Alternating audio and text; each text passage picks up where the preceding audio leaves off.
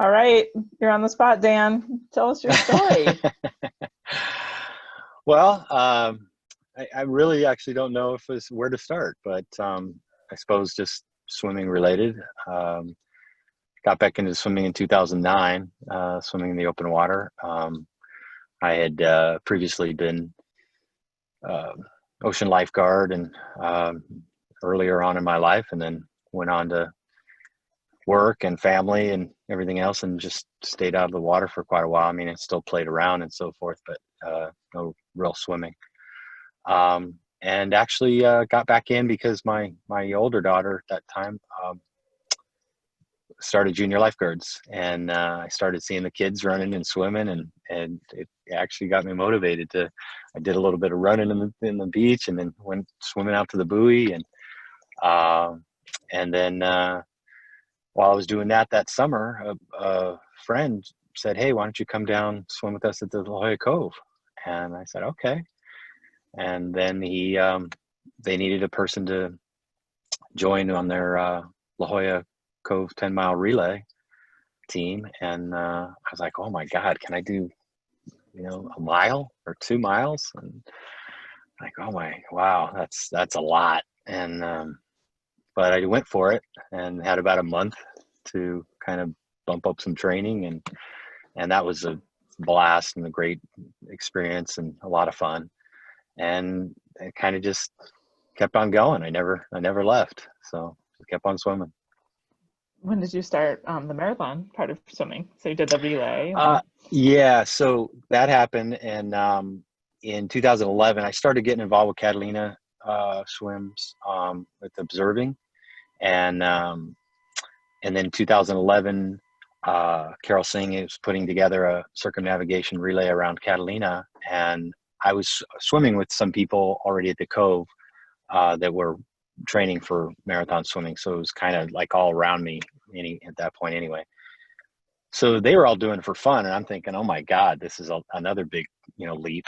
Um, and it's about 50 miles around, and you're going to swim a bunch of times, uh, and so I went for it, and that was the best experience, and that just really got me hooked. I mean, I just loved Catalina, uh, and then really from there I started seeing the possibilities of going longer and just challenging myself, because before I'd just go out with those guys and maybe do part of their training swims, and I didn't really have the inclination to um, go longer myself, but you know I suppose through osmosis it kind of rubbed off on me. So yeah. I feel like I've swam with those people that yeah, they'll go out for my training swims, but they really don't. They don't have they're just so like, yeah, but I'm not interested in it. So you don't know what yeah. kind of flipped the switch uh, for you. yeah, exactly. You don't know what it was. No. Oh, no, no, not particularly. I think just a matter of time. As I was saying, I was witnessing a lot of swims, being an observer, and then started kayaking soon thereafter, a year or so after, and just seeing a lot of swimmers and seeing their experience and the excitement. And that certainly was a big influence, because I'd seen a lot of swims before I'd, actually done it myself, or started training for it. So it just seemed it was a fairly slow but natural process, Yeah.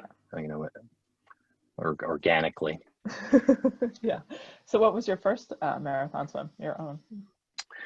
Um, I did there was used to be a event called Tour of Buoys. I think that was about 5 miles. So that was the longest at that point. And then my friends actually went and did SCAR the very first year, 2013, and I was like a lot of trepidation. Oh my God, could I possibly do that? And I regretted not doing it. And as soon as they came back and told me all about it, I got Kent's number or email and emailed him. I said, "Oh, I got to do this next year. I got to do it." And at that time, he didn't have registration or anything, and so I was just all on top of it. So 2014, I went and did SCAR, and just awesome, amazing experience. And then again, I just kind of went on from there. I had already thought, certainly from my experience with Catalina, that was going to be, on the list, or, first thing out. But Scar was there, and I went and did it. It was a great experience. And then from there, I, just kept on training, and went into Catalina the following year. How do you describe the feeling of completing a marathon swim? Relief. There's obviously the exhilaration comes and goes throughout a long swim, at least for me. I'm always visualizing the finish. I'm always thinking about, when you feel like, why the hell am I doing this? And it's just dragging on, and, all those feelings. But I just think about it's temporary, and, you just going through it, and just really wanting to finish. And then that focus kind of sticks around for a little while, but I just always really train myself to go into just the now, and what's happening at the moment, and enjoying the water, and enjoying just what's happening around me with everybody, the people supporting you, and just feeling that love, and feeling that camaraderie of why we're out there. And I've always just gotten a lot of juice from just being out in the wild. So a lot of times especially out in the ocean, you just can immediately look around and say, oh my God, I'm just such a little speck. It feels like you're in outer space, or especially at night. And just appreciate the whole energy that's surrounding you. Especially, if it's choppy, and, can take your mind off things, if you're having to deal with your stroke and your breathing, and just enjoying the environment. Yeah, for sure. That's awesome. Can you tell us about a swim that you're the most proud of? When I was thinking about that, there's really, for myself, I thought about for myself, and then I thought about, the swims I've supported and helped with and coordinated. For myself, I think I did Catalina. I did it the first time in 2015, and then I felt like I wanted to do something more with it, and because it went really well, and I felt really good. And I decided to do it on the anniversary of January 16th, 1516. And it hadn't been done again at that time since the original 1927, George Young. And so I just put it together. I got it together, got the okay from CCSF. That was a problem at the time, because, it's not usual season time, obviously, in the winter. And that just was an amazing feeling of, I just remember I'd seen old pictures of all these people, 102 people that started the race, and back in 1927, and that some people were all greased up and naked and everything else, and then just seeing some of the pictures of them starting on the isthmus. They started the isthmus, not the regular starting point now, so it's about a mile longer. And I just remember getting up on the beach and not expecting to see like these apparitions of, oh my God, I'm at because it's the same exact thing, except there's some structures there now, but the same exact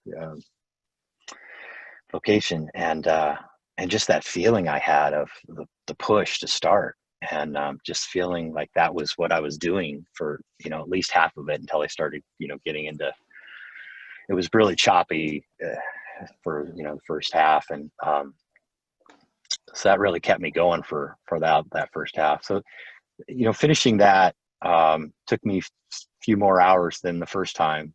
So it was a little more of an experience. But just, when I look back at that, I really feel proud that, just it was unusual. And just kind of the novelty, or it was neat to do it on the anniversary.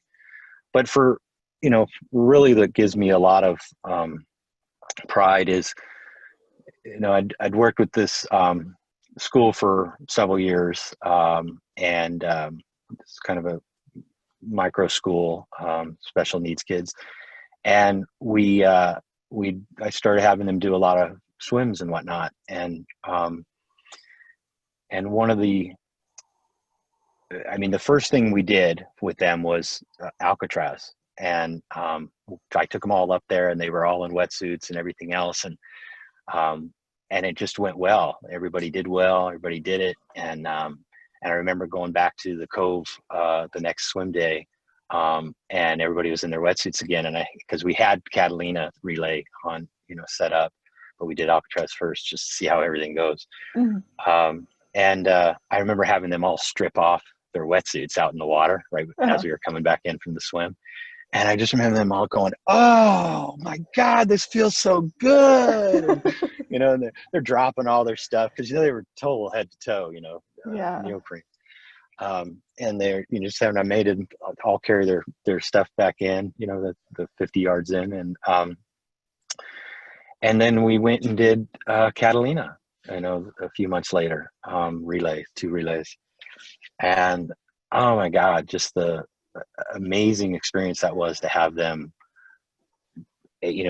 like babes, opening their eyes and seeing the world, and they'd never seen it that way before, and it just brings up all this, your own enthusiasm and exuberance for what we do, and yeah, I just got the chills. That was just a really amazing experience, because it was so much unknown, knowing whether these kids could actually do this, and really taking a leap of faith, and seeing them, especially, coming from their backgrounds, seeing them just focus and attend to business and take care of what they need to do. And, everybody helping each other, and being excited and nervous and scared and exuberant, and finishing, and oh my God, it was a crazy experience. It was really cool. Wow. How many kids? It was 2 relays, so 12 12 altogether. So yeah, that's 2 6-person relays for Catalina. Yeah, that's awesome. So. Really cool. And I can imagine that those experiences buoy them through other parts of their life now. Yeah, absolutely. Yeah, definitely. That's wonderful. Is there anything you haven't finished? In terms of swims, was that the question specifically? I haven't finished life yet. Thank goodness. Yeah, there was I know. There was my last swim was in 2017, and it was an island hopper swim that I had concocted up in the Santa Barbara Channel Islands. And there's the 4-island chain right along the Santa Barbara coast. And, my plan was to go all the way out to San Miguel, and swim each channel between each of the islands, San Miguel, Santa Rosa, Santa Cruz, and Anacapa. And then just back to back. So I'd swim between the channels, get on the boat around to the next starting point, the other side of the island, and then swim between, and just go back to back to back to back. But I got to the Anacapa. I didn't do the last swim from Anacapa in, which is the normal or common Anacapa channel swim. I wasn't feeling well, and there's something going on, and ended up being a health issue I wasn't prepared to talk about, but that's why I didn't finish. Wow. So, that's what's kind of been weighing on me. So my swim that I want to go back and do, of course, is to finish Anacapa. So I don't have that plan just yet. Still dealing with some things, but I'm also thinking about swimming around Anacapa. It's coincidentally about the same distance as the channel, 11 or 12 miles. And I've done that a few times with other people, kayaking for other people, and it's just beautiful. So, I get that sense of I got to go back and finish, but it's not really the same thing, because I doubt I'll go back and do the same channel hopper or island hopper thing. But that's been my only unfinished business. Yeah. So Yeah. It sounds like extenuating circumstances too. So yeah, not necessarily something you learned something from or yeah. Yeah. I mean, I learned that it still weighs on you, right? That, yeah. even though it still is like, Even oh, I got though unfinished business. yeah, it's interesting how that is. Like, yeah. Where's your favorite place to swim? La Jolla Cove is awesome. I mean, it just really is amazing, and that's my swimming pool. That's my swimming hole. But I love swimming at Catalina. I love going over there and just doing some exploring and swimming different places. And so I've done that a bunch of times. It's just amazing swimming by around the island, different places. So yeah, I mean, I'd love to do that a lot more because there's just so much more to explore there. Mm. So. How do you adapt to changing conditions? Freak out? I don't know. That's fair. Yeah. Tracy's nodding. I think it's part of, if you train to a point of you really got to deal with whatever comes your way. And if you go out and do the training swim anyway, you're just having to, you're practicing the mental game of, just going with the flow. You get what you get, and you're going to finish regardless. And that, doing that over and over again, I would, and I coach people now to, go out in the afternoons. Here, generally, you get the winds picking up in the afternoons, and go out purposely in the slop and the chop, and do that 3 or 4, 5-hour swim. You gain so much from that, and I think, one of the things in the middle of all that to deal with it is, I just always kind of go with whatever's happening. Again, just focusing on my breathing, and if things aren't happening the way I thought they should happen, I kind of laugh at it, and just take the challenge, take it up as a challenge, and say, well, this is it. This is wild. This is, this is the freedom that This is why we do it, right? I see. Yeah, this freedom that I'm seeking, and this is part of the deal. And so that the part of that acceptance allows you to kind of just allows me to just work through it, and that going with the flow is that doesn't mean that you don't go through all the emotions, right? You get pissed off, you get anxiety, or you just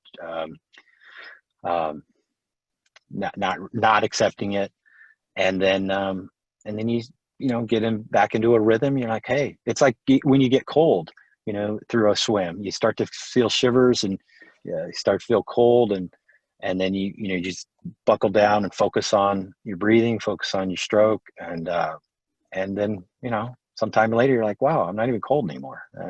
What was that all about? Yeah.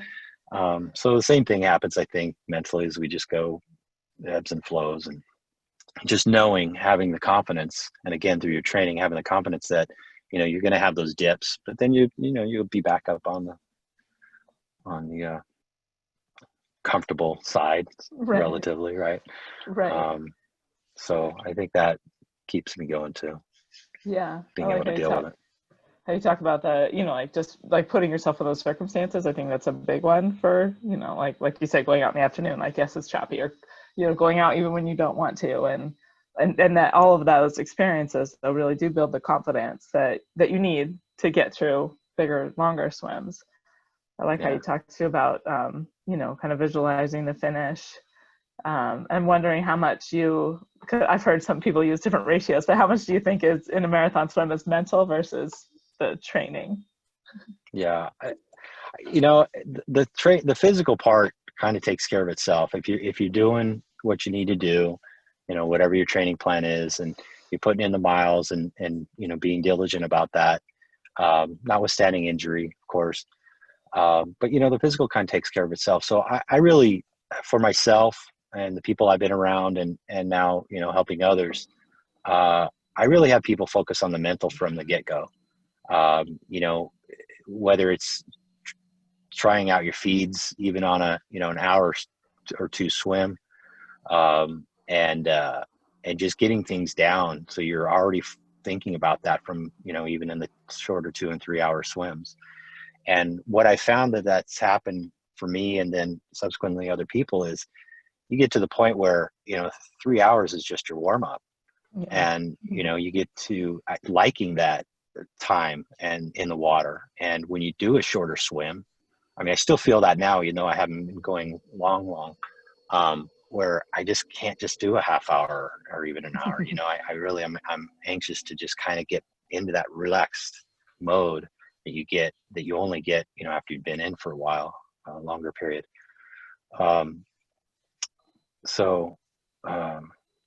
I just think people need to really focus on that so they're thinking about that all the way through. And then, like you're saying, when things don't happen well, especially on the longer training swims, and you're not liking it, and just the mental fortitude you gain from pushing through that, and the excitement of knowing that that's what you're gaining from it. And I think a lot of people don't have that perspective. And so it's good to have, some mentors or coaching that says, this is what's going to happen if you push through. The next time is, you're going to feel, you just may not have it consciously, but hey, I did it last time, I can do it again. Yeah.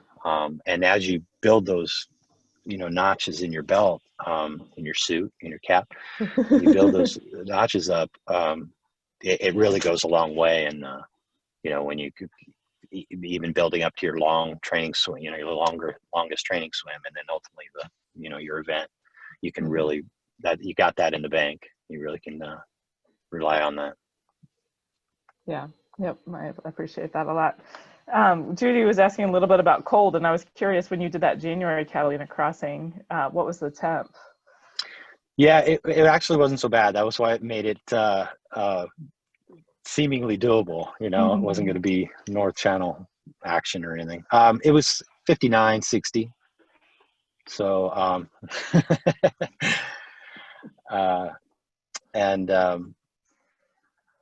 yeah, so the biggest thing was just trying to get it in. It actually happened to be in the middle. I lucked out between two storms.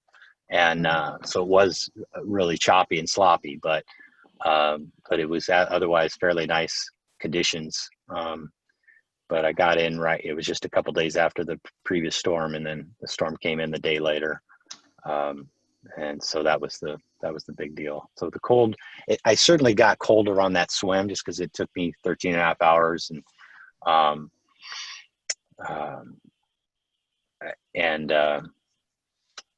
But same thing. I remember one of the harsh memories is, I remember thinking, I started a little bit later. We were trying to let everything settle down a little bit at night. So I started a little bit later, I think around 2 a.m. So 2:30 even, I don't remember. And so I was going into the next afternoon, and I remember looking I was breathing to my left and seeing the sun fairly low in the sky. And I went, I wonder what time it is. And then the afternoon wind was picking up, and I started getting chilled from the wind. And so that was, I guess, about 8 or 9 or 10 hours, 9 or 10 hours in, I suppose. It was, I just started getting cold and feeling like, oh my God, am I really going to be able to finish this? And it was one of those real tough times because I just hadn't felt that exactly before, especially with so many, several more hours to go. Right. And so that was a kind of a brutal time. Yeah. How did you get through that? Going back to just refocusing and, thinking about I think the question of denial is a good tool. And, just and what I wanted my story to be. I mean, I just kept on focusing on the finish. I didn't want to get back on the boat and, you know, have that ride back. And I just kept on thinking, this is what I'm doing. This is what I'm doing. And I just didn't let that really weigh on me so much. Yeah.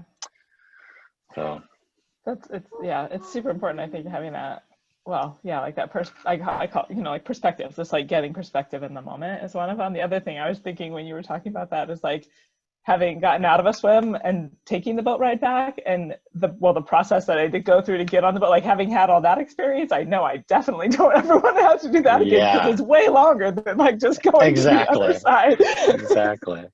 And, you know, on that, it's, I don't want to have to, knowing myself and knowing the whole, I mean, this was before my island hopper swim, just knowing what people go through. I didn't want to go through that. And I didn't want to have to go through the anxiety or the angst of thinking about having to do it again. And that came up with, I had a pretty tough English Channel swim, and that came up there too. I was like, the cost, the logistics, the air coming over, everything else. I don't want to have to do this again, because I know it's going to bug me. And so yeah, that actually is a driving force as well. It's not, you know, I'm almost done. You know, it's a matter of hours instead of days or, you know, months or years of perseverating and, you know, thinking about having to do it again to finish it. So the training and all that. That's a big motivation in the middle of it. I don't want to have to come back and do this again. I think Sarah I know Thomas Mark and I have talked about that. Awesome. Any ideas how we can make marathon swimming more inclusive? I really think nurturing young swimmers and giving them entry into the sport in ways, you know, maybe not these big swims right away, of course. That's, you know, those are real outliers, these young ones that are, you know, doing the longer marathon swims. But relays are a great way to just get all the experience in terms of, you know, what's out there, going on the boat, you know, getting out there in the open ocean or open water in general, and just having fun adventure type, you know, challenges, open water challenges. I really think that is, you know, the obvious way to go, because, you know, even if they don't go again or do it right then, as we well know, we come back to it.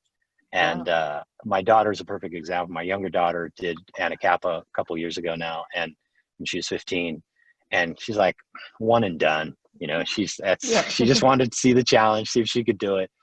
But I think it's pretty obvious that, you know, she's still swimming, not competitively, but, you know, she still loves the water. And you know, I just think that will be a perfect example of she'll go back to it at some point. And whether that's going long or not, it's still going out and having the experience in the open water. I think the more we do that and provide that or offer that, you know, the more people will keep the sport going and growing. Yeah, I think it's just awesome, just life experience to have too. You know, like for a kid to be able to just go on a relay to, like Caroline talked in about her English Channel swim when she was young. Yeah, I think it's awesome to be able to, you know, look back and say that you had that experience, whether it, you know, whether you ever do come back to it, but having had that experience, it seems. Yeah, and a lot, it's fun. It's fun with the young swimmers too, because they, you know, just their lack of perspective on life is they don't really oftentimes don't have that perspective of how special it is and, you know, how unique it is. And and after they've done it, I mean, I've seen this over and over again now, after they've done that, and then it comes up in conversation, or they just bring it up nonchalantly about it, and people are blown away. And then they start getting this other perspective of, oh, I guess that was pretty cool. I guess that was pretty unique and special. And, you know, and so I think you know, it certainly helps build self-esteem and, you know, their confidence in being able to do, you know, anything really, if they, you know, put their mind to it and, you know, put in the practice and the effort and the training. Yeah. So yeah, that's awesome. it's analogous to a lot of things. Yeah. It's analogous to a lot of things in life, as we well know. Right, right, for sure. We're running out of time, but I want to know what advice you have for aspiring marathon swimmers.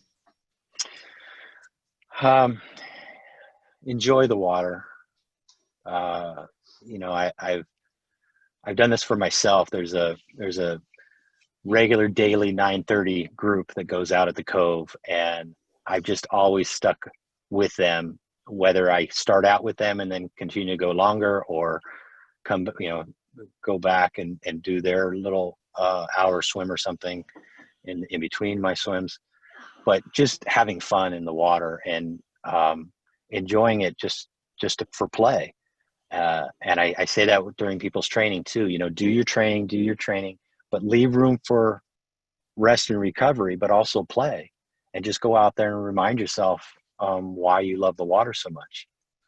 And I think that really goes a long way. It's helped me immensely, in terms of, for instance, the common after swim blues after an event. And I just haven't really experienced that too much, because I've always had the friends and the camaraderie and just of people going out there for the love of it and not training, and playing around and just really enjoying it.